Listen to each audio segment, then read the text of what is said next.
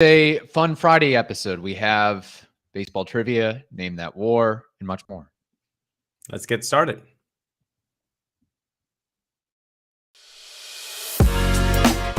You are Locked On Rays, your daily Tampa Bay Rays podcast, part of the Locked On Podcast Network, your team every day. Hello, my name is Kevin Weiss. I'm Ulises Sambrano. And we're the host of the Locked On Rays podcast, part of the Locked On Podcast Network. Thank you for making Locked On Rays your very first listen every day. And remember, Locked On Rays is free and available on all platforms, including YouTube at Locked On Rays. You can also follow us on Twitter and Instagram at Locked On Rays and email us, lockedonrays@gmail.com. And we are still seeking potential advertisers and sponsors, lockedonrays@gmail.com to inquire about that. Well, Ulises, we've officially crossed the 2-month mark of the season. The season started in April, and we are now in June. Question for you. Yeah. Scale of 1 to 10, what is your confidence level of this team for the remainder of the season? 10 being the highest, 1 being the lowest.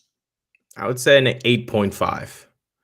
8.5, and I'll tell you that I'm that optimistic because there have been so many injuries and underwhelming fundamental baseball being performed, and still this team is 5 games out of the division leader, which are the Yankees. So I gotta tell you, the fact that they're still above 500 by 8 games or so, with all that has happened, not only the injuries, but poor play at times. There has been poor play in this season, and yet this team is so good that they're not hitting and they're winning.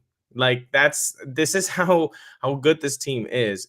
They just haven't really ramped up, and I feel like, I don't know about you, but there's a lot of fandom chirping that, oh, this sucks, and I don't see this team sucking. I don't see this team being bad. I see this team underperforming at times, which is a whole different conversation. Because if we want to talk about have the Rays underperformed, I would say yes. And I know that most of those guys in the clubhouse, if not every single one of them, would say, yes, we have underperformed.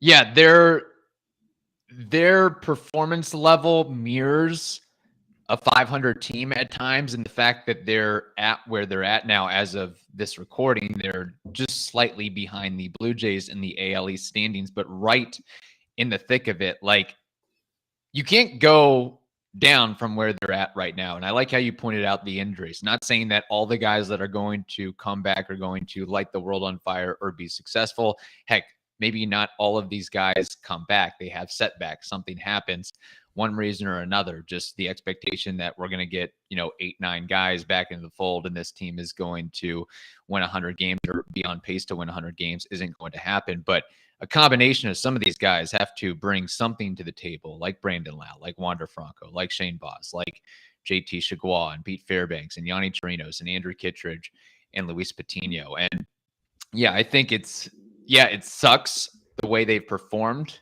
at times and how shoddy and sloppy that they've played. But then again, it's like, wow, they're well above 500 with as worse as they played at times. So I am with you. I don't know if I'd go as high as an 8, but probably, between a 6 and 7, maybe leaning towards a 7 as of right now. The recency bias of the offense certainly leaves a lot to be desired. But don't put your head in the sand if you're a Rays fan. Just think about, hey, it's only going to go up from here. It's only going to go up from here. And that's the objective, right? You named all of those names.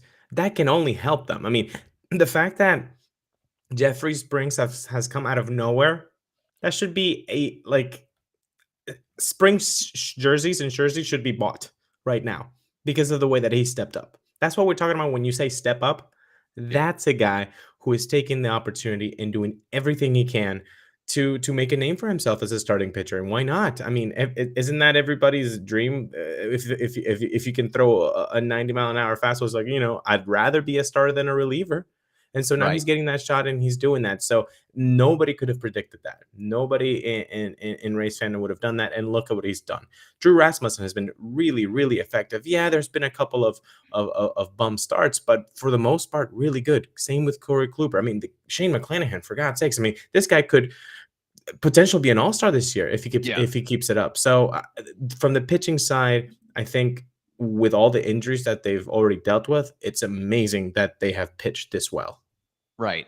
And to the point about Jeffrey Springs, I certainly don't think the Rays marketing team, on the onset of the season said, hey, let's go out and get some Jeffrey Springs jerseys and jerseys. Let's do a Jeffrey Springs promotion. But it may be going to that point if he keeps up what he's doing. Very impressive stuff from him for sure. But just kind of running down the list here, offensively across the 2-month mark of the season, the Rays are tied for 17th in runs scored per game at 4.14. For comparison, they averaged 5.28 last year. Again, that was a historic feat by the Rays, what they did last year. They weren't going to replicate that. But again, they're below average right now in runs per game. They're also 22nd in team OPS at 669. So again, where they're at right now, I think the offense can only go up from here when a couple guys get back and then some of the younger players start to pick it up a little bit. Pitching, they are 4th in MLB in team ERA, 3.32 compared to 2021. That was 3.73, and they're 3rd in WHIP this season with a 111 mark. And guys like Jeffrey Springs and others have certainly assisted with that. Defense is a little bit tougher to gauge. Again, the advanced stats and metrics there's disagreements between the different sources that you look at. I do know that the Rays are currently 8th in outs above average, but 20th in defensive runs saved. Meanwhile, Fangraphs actually ranks the Rays as the 4th most efficient defense. So I don't know where their measurements come from. One other stat to note, or at least one other stat to note defensively, and this may be a byproduct of the pitching staff and how many guys are delivering strikeouts and fly ball outs, is the Rays are actually 28th. So near the bottom in double plays per game. That's quite lower than last year. So if we're just looking at numbers, they're averaging 0.64 double plays per game compared to 0.83 in 2021. Now, some of that also may be the defensive ineptitude at times of Taylor Walls, of the first baseman, of who's ever playing second on a particular day. So that's something to note. And if we're looking at WAR accumulated this season, we've talked about the Rays. They just look like an average ball club. Well, that's kind of where they're at in the wins above replacement category. 15th in baseball so far with 6.2 WAR across all players. That is sandwiched between the Arizona Diamondbacks and the Toronto Blue Jays. And one other stat I want to note, I think this definitely mirrors what we've seen on video or listening to the radio or whatnot and reading in the articles. 20th in base running efficiency and effectiveness, according to Fangraphs. So that's a little snap of where the Rays stand as of right now. Again, I think they're going to go upwards. I expect them. I expect them to win 92 to 95 games.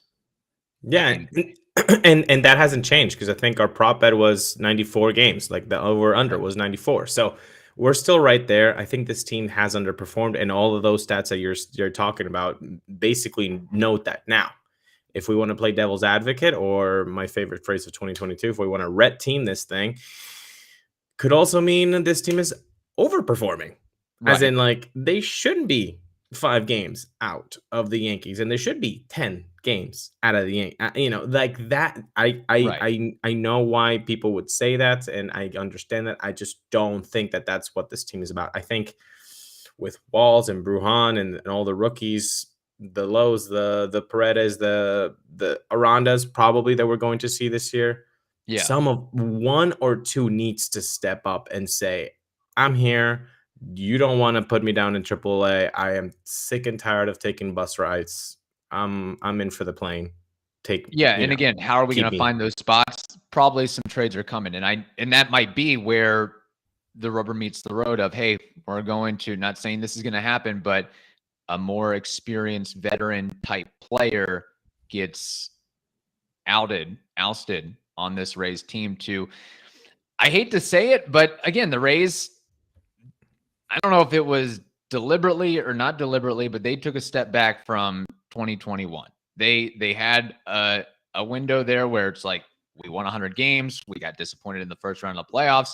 We can move on and up. And instead, they made maneuvers to play some of the younger cast of characters. And, they're not as good of a team as they were last year. They took a step back. They're in a retooling measure right now. And maybe that means they're more eyeing 2023, 2024. Okay, we'll see.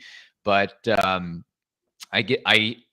understand the plight of the fan base where it's like, we had this great season in 2021. Why aren't we going for it? Why aren't we making they did, I guess, make a effort to get a Freddie Freeman and whatnot. But, why didn't they really go for broke to, this was our opportunity to really take the next step, and they went backwards in some sense or form. So there we go. That is a little rundown of the first 2 months of the season. Hopefully the Rays play improves going forward. We have much more on this episode, but first we have to tell you about LinkedIn. LinkedIn Jobs helps you find the candidates you want to talk to faster. Did you know that every week, nearly 40 million job seekers visit LinkedIn? So post your job for free at linkedin.com/lockedonmlb. That is linkedin.com/lockedonmlb to post your job for free. Terms and conditions apply. Again, that is linkedin.com/lockedonmlb. Kevin, I wanted to bring something that has happened twice in less than 10 games, or in less than 5 games. I don't know the span, but it's less than 10 games for sure. It's something that never happened in 2021. And the whole Rays fandom on Twitter got like, oh my gosh, this is so awesome. And we talked about it at the time that we didn't think that that was awesome at all, which is Kevin Cash never having been ejected in 2021. And yet, this season, in a span of 5-7 games, he has been ejected now twice. Yeah. I don't remember your take. I think you said no, but I don't think a manager not getting thrown out is a good thing. I don't think a guy that's just docile and in the dugout and just like taking everything from an umpire is a good thing. I don't know if you agree with that. No, I think it depends on the situation. I don't want a guy like Aaron Boone that is finding every little thing and every little reason to come out and argue and bicker and look like a ass, quite frankly, in trying to show up and show off against an umpire. I think they're just like with a lot of things in this world, and that, we lack as a society is nuance. I think it depends on the situation and the context and where a team stands. Like, so Kevin Cash wasn't a G21. Nope. I think that was a tweet by Steve Carney, I think. And then everybody was like, again, oh my that gosh, team won 100 games. So there probably wasn't much reason for him to need to light a fire or try to find some sort of spark or, get agitated or riled up about a particular issue. Now in the playoffs, some of the strike calls on Wander Franco, that would have been a situation to get ejected. But you see the team slumbering and struggling to hit, struggling to score runs against the Rangers of all teams. Against the Rangers, this isn't, the they're not that good. And yet the Rays were having or are having a difficult time against them. So I understand if you're sliding a little bit and the team looks lethargic and doesn't have a lot of passion or motivation, yeah, you have to do something, whether it is by design or whether it comes naturally, but you have to have that little kick in the butt, and you probably don't want to have to go to an individual player. So you call out the umpire, you call out what's going on in the game. So I don't, I was, full disclosure, I did not watch the situation or situations where Kevin Cash was ejected, but I've seen some really bad calls and bad misplays by umpires this season. If it's something that gives a little boost and gets the blood going, gets the blood boiling by the team and fellow staff members, I am all for it. I just think that if you're a manager, you have to really, really pick your spots. This shouldn't be something where, hey, let's try to set a record for ejections. Like I don't think that No, no, should be the case at all. I'm not asking. I'm not asking him to be Lupinella. I'm Yeah, not like I asking him think to that's a be little Aaron ridiculous. Boone. Yeah, McCracken. Like I'm not asking him Kevin Cash to do that. I'm just saying the docile nature of his 2021. I get it. 100 wins. You're right. But there are situations, even in an 100-win season, where you should be getting ejected. Like that's just one of the cards that you have to hold to play in the game of baseball as a manager. That's one of your cards is boom, I'm going to get ejected here. And I feel like that's a card that he rarely plays. And I don't like it that he rarely plays it. Now, in this 2022 season, with those two ejections, I did like that. I like seeing that. I like a manager that's going to protect his players, and his players are going to like that too. Choi even said that after the game, that he really appreciated that. And then he came through 3 pitches later with the game-winning hit. So those things, they matter. That pause of the pitcher not being able to throw the next pitches or so in his routine, in his pace, you break that rhythm.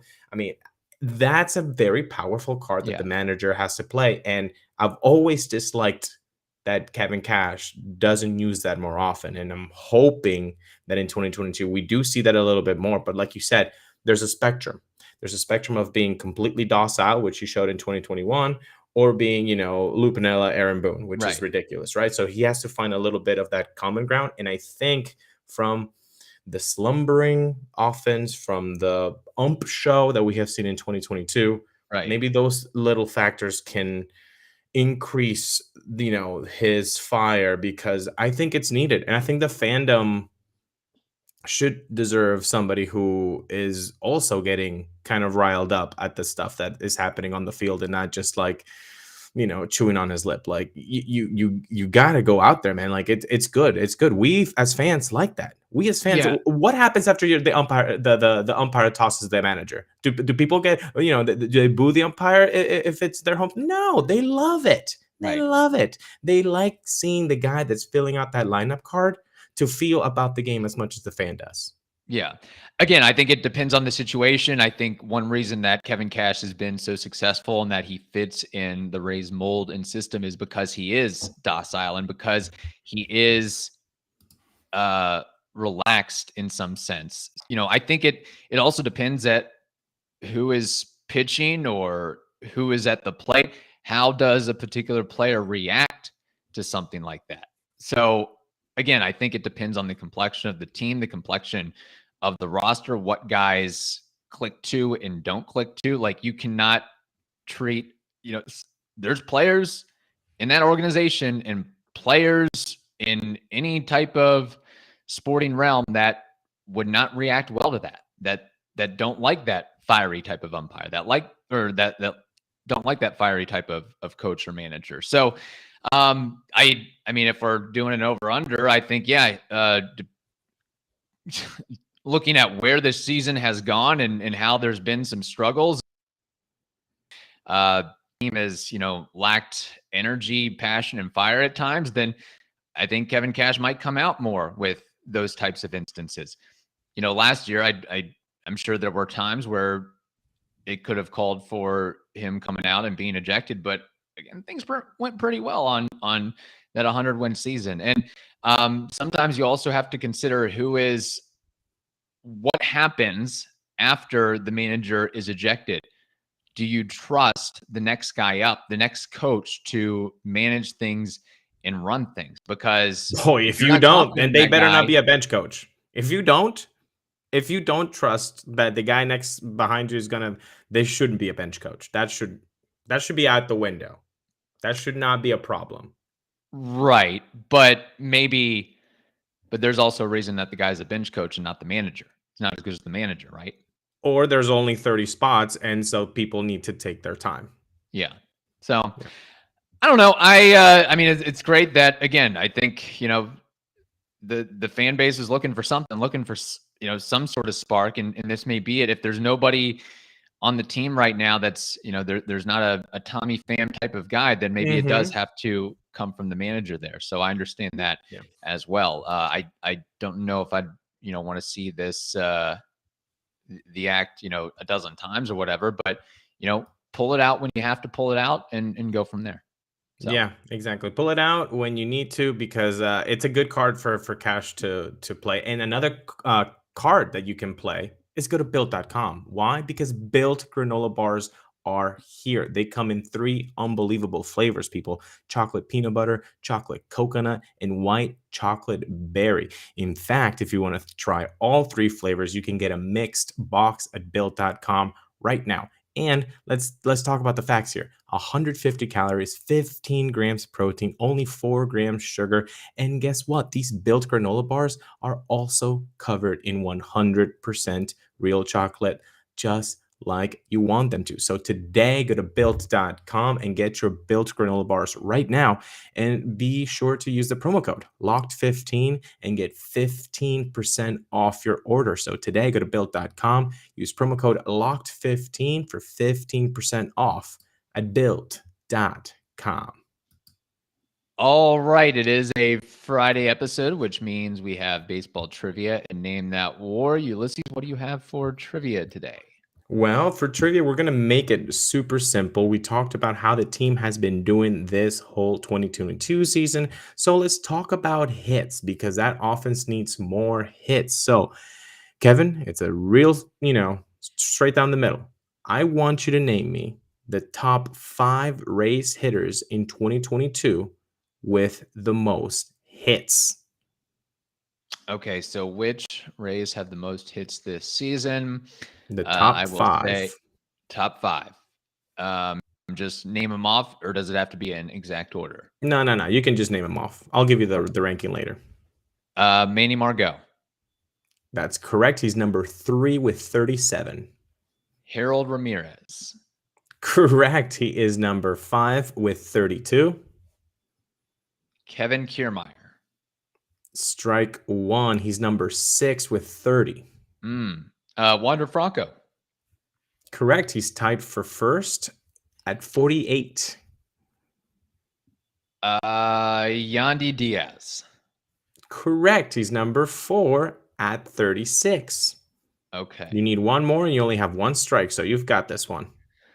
Well, I'm thinking of guys who have gotten a lot of at-bats as well. I guess I'll go with Randy. I'm not confident in it, but I'll go with Randy. You know what? You should be confident, because he killed the baseball in May. He is also leading. He's tied with Franco with 48 hits. This was fastball down the middle. You crushed this, baby. You just out of the yard. Yeah. That's what the Rays need. They need some more of that. More hits, more doubles, more triples, more home runs, and less outs on the base pass. All right. My Name That War is a guy who had quite a few hits in his career. Was a solid player. Played for the Rays, one-time Ray. In 2017, his name is Ricky Weeks. What is his career WAR? Ricky Weeks played with the Rays. My goodness. Was that 2012 you said? 2017. Now, he was known for most of his career with the Milwaukee Brewers, of course. And then when he was on his last leg, he wound up with the Rays and played 37 games with them. Wow, totally forgot about that. Ray, you forgot. That's also a good one. Ray, you Yeah. forgot for a segment. Ricky Weeks. You said 2017 he played with the Rays, but he also had so much staying power with the Brewers, like a good 10 years, I think. So then let's give him from 2005 to 2017. That's like 12 years. Let's give him like a good 6-year stretch where he was a 3-WAR player. That's 18, 20. I'm going to go with he was a 21 WAR guy. Not a bad guess. According to Baseball Reference, it's about half that, 11 and a half WAR, but put up really good numbers in his career. Played 14 years in the bigs, 11 with the Brewers, and a mix of 1 year fewer with the Diamondbacks, Rays, and Seattle Mariners. But he had a 246 career batting average, 161 home runs, 1,087 hits, 132 stolen bases. So a member of the, I guess, Nice. 100 club or a 125 club of home runs and stolen bases. A one-time All-Star, career OPS of 764. So again, very, very solid career for Ricky What was his Weeks. highest WAR in a season? Do you have it? Oh, I do not have that, but I would imagine it was probably his All-Star season in 2011 where he played in only 118 games, so he must have gotten hurt in the second half of that season, but he had 20 home runs, 20 home runs and 818 OPS. I mean, there were several seasons where, I mean, he had some really, really good seasons. I don't know what his highest career WAR or his highest WAR per season was, but if I had to take a ballpark guess, maybe 3 or something. I don't know. Yeah. Okay. That was what I was thinking, but I gave him a little bit more staying power, I guess. Yeah. No, I mean, he had staying power, 14 years in the bigs. It's just, if this question was posed to me, I probably would have said, yeah, Ricky Weeks made, I don't know, 3 All-Star appearances, because it did seem he was very memorable with the Brewers when he was part of, I mean, there was a nice core there with Ryan Braun and some others. So exactly, and also that Brewers team with Fielder, Prince Fielder, of course, Brian Braun. So yeah, he was memorable for sure. Corey Hart, I think, also played in that. they had some fun players. I mean, Yeah, Jason it's a good Kipnis team. played for them, JJ Hardy, Bill Hall. I mean, they had, nice little team there for sure. Yeah. Cool. All right, so there we go. If you have time, go back and look at the probably not many highlights of Rookie Weeks in a Rays uniform, but many of him in a Brewers uniform. All right, thank you for making the Locked On Rays podcast your very first listen every day. Now make your second listen the Locked On MLB podcast. That is also free and available on all platforms. Hope you all have a wonderful day. Stay safe, and we will talk to you next week.